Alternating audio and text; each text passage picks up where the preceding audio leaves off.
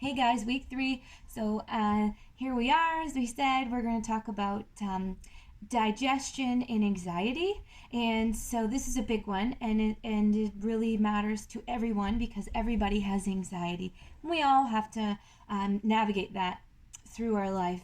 And what happens in particular to the body while we're eating when we have really high levels of anxiety is the amygdala, in our brain, sends out a signal to the hypothalamus, and the hypothalamus sends out a signal to the sympathetic system, and the sympathetic system sends out a signal to release epinephrine, which is adrenaline, to the body, which creates a numbness, and we can't really hit the nail on the head as to how we feel in this place.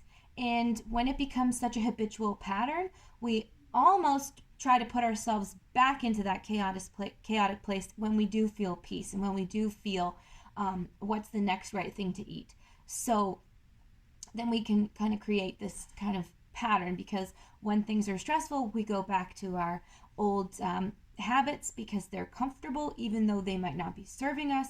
They're comfortable, they're easy, it's not challenging, we don't have to deal with the underlying issue. We can just kind of cover it up and just have some food that we didn't really want, but it was more of like a comfort thing. And then we're full of like such regret because we didn't honor our system and eat what we wanted to anyways.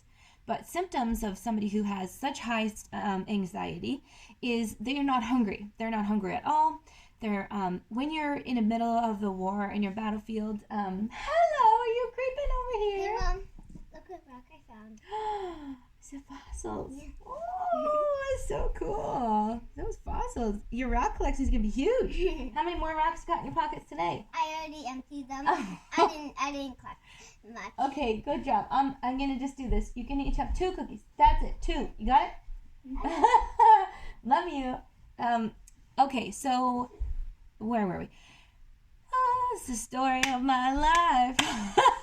Okay, so yes, if you are eating and you are really anxious and you can't eat because you're not hungry, your body, when you're in the middle of a war, it knows this isn't safe. This wouldn't be safe. My defenses are down, so now I shouldn't be eating, because if I'm eating, I can't protect myself. So you're too scared to eat, and your body is in fight or flight mode, pumping out adrenaline, and your adrenal glands are just like overloaded. And then we add caffeine to that, and it's just this concoction for just complete overload. And if you are not eating, then you're in fight or flight mode, your body also isn't thirsty, so it's not sending out thirsty, and so then you're scared, you're dehydrated, and your adrenaline is pumping, and you've just added caffeine to the equation. There's another way that your body can deal with this, is it does eat, but it takes a long time to process what you have eaten. So then you feel kind of sluggish and fatigued, and then sometimes you can crash after you eat, when instead you should be starting to consume that, and your body's starting to turn that into energy, and it really starts to not trust you. There's another way that this can happen if you're having anxiety and you're trying to eat, is it just passes everything right out. It doesn't stop for a second. It goes in and comes right out the other end, and you didn't have time to process any of the nutrients that you needed to gather from that food. So it doesn't really matter that you're eating. It's just like it went right out. And it's funny how every one of us is so different, and that can happen any one of those ways to the same person at different times. So, and pertaining to different types of anxiety. So if it's like work related or acquaintance related, we can handle it in all different ways. And both of those ways, or all 3 of those ways, your body's not able to absorb any of the food, because in way number 1, you're just not hungry. In way number 2, you are eating, but it's so slow, it's not really able to process it. And way 3, it's just going all the way out. So how do we do this? Well, we have to face why we have that anxiety. And so why we have it is there's a choice, something we're not choosing to deal with. And you also can't willpower your way through this one. So you can't look at an apple and turn it into a banana with your mind. You just can't, because it's an apple. And so we can't willpower an apple to become a banana. we have to accept that this is an apple, and if I want a banana, then I'm going to have to get a banana. And so those types of things, whatever it is that we're all uniquely facing. So when I came to the conclusion that this is where we were going to live, and that this is our home, it was a really big, peaceful place to get to. And I could really understand the wash over me, how much stress that I had wrapped up in that on top of other things. Because it comes in layers. So it's like one less thing that I need to worry about is that when you lay my kids to bed, that they're in their home. Makes me emotional because I'm so grateful to have gotten to that place where I know that this is our home and that feels good, and that I was really I couldn't go through that one very quickly. I had to take my time and chew on it a while, because I couldn't force that to be their home without thinking about it and making sure that it feels right, and it does. So that's one less thing. So when we look at those things and also understand what feels good, so this collecting the small things throughout your day. So starting your day off with people and having a laugh and moving your body is such a great thing to do to help release that. And then the next meal that you have right after that, your body's in a better place to absorb that next food. So it's good to know what you're going to eat after and get things kind of up and running. If you grew up and you were really stressed out at mealtime, if you had a big family and you had to just jump on that food or you weren't getting none, when you sit down to eat now, even if you're by yourself, you could just have an anxious reaction because that's what you're familiar with. And all we just take is just thinking about that and then letting it go. And it's like, oh, I recognized it. And it's not like you're going to have to just do that once. You're going to have to do that again. But that's okay. You know why. And that's all it is. It's just, there's such a comfort in knowing why. And there's such a comfort in coming to those types of decisions. So let's say you grew up not eating at the table and like all you knew was eating while you were doing stuff. So all you knew was eating chaotically. That can be really hard to rewrite that story, but the peace in that's worth going through that hard thing. To have that peace is so worth it, because then you're getting yourself off the battlefield with your meal. You're coming into the tent and you're, having a good old time there, and that's where you're supposed to be eating, and that feels good. And so if you had a wonderful time with your family as a kid eating, it's really lovely to go back to that in your mind and find that peace and bring that with you into your meals, and bring the people that we have lost that we ate with, and bring them into our thoughts and the calmness that they brought with us into our meals, and that is just such a great way to be willing to overcome instead of putting off or trying to willpower our way through this thing, and getting real and dealing with it. And then looking at the unnecessary stresses that we don't need around dinner times, like the getting up all the time or the meal changing times. If you make it known to your people in your body that this is when we eat and this is when I prefer to eat, and I also feel we want to sit down at the table, and if we haven't done that, then I really miss that, and my body misses that too, because we get into a cycle of waking and sleeping on a regular basis, and that's so healthy. So these are just some things that we want to make sure that we're looking at if we have any of these symptoms, and then knowing that that's not it. We're not it. That doesn't need to be our story at all. We can make it through anything. We can make it through anything, overcome anything, but we have to be willing to surrender it and call it what it is, so that we can make it through. Good friends of ours, Lauren and Jan Wilting. Jan says, like, that's the way it works. We have a burden, and then we say, come on, like, I've got this burden, and, like, he almost says it like it's a flat tire. I've got a burden here, let's go, or it's a heavy object, got a burden here, and, you can pick it up and carry it on with help. And that's what we do with God when we're able to verbalize what that is.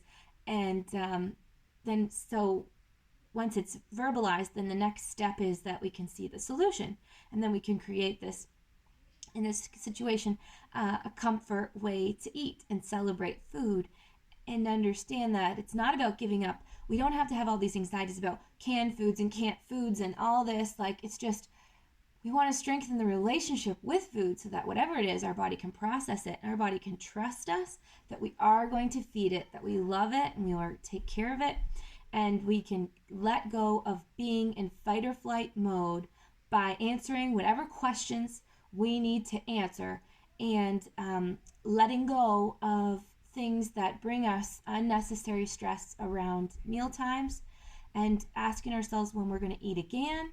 And vitamins and minerals. So what is a vitamin? A vitamin comes from a plant or an animal. A mineral comes from water and earth. So animals and plants need minerals. They need earth to be able, the animals need to eat the plants, and the plants need the minerals to be able to grow. And so we want to take good care of our soil, because we come from there, you know. He picked us up and blew in life, and that's how he made man. And if we are the earth, and we're also made up of water, that's what we return to. So we want to take good care of it. In the last 200 years, it's taken a real beating, hasn't it? But now there's so much more awareness of people putting in cover crops and less tillage. So all that beautiful moss, don't you just love moss? It can all just grow and grow and grow, and the earth can do its thing, and we can repair it. And then it's really important to pay attention to our food being not too clean, because then we're too clean, right? So if they take them carrots and they bleach them, well, then we're bleaching ourselves. But if you watch those kids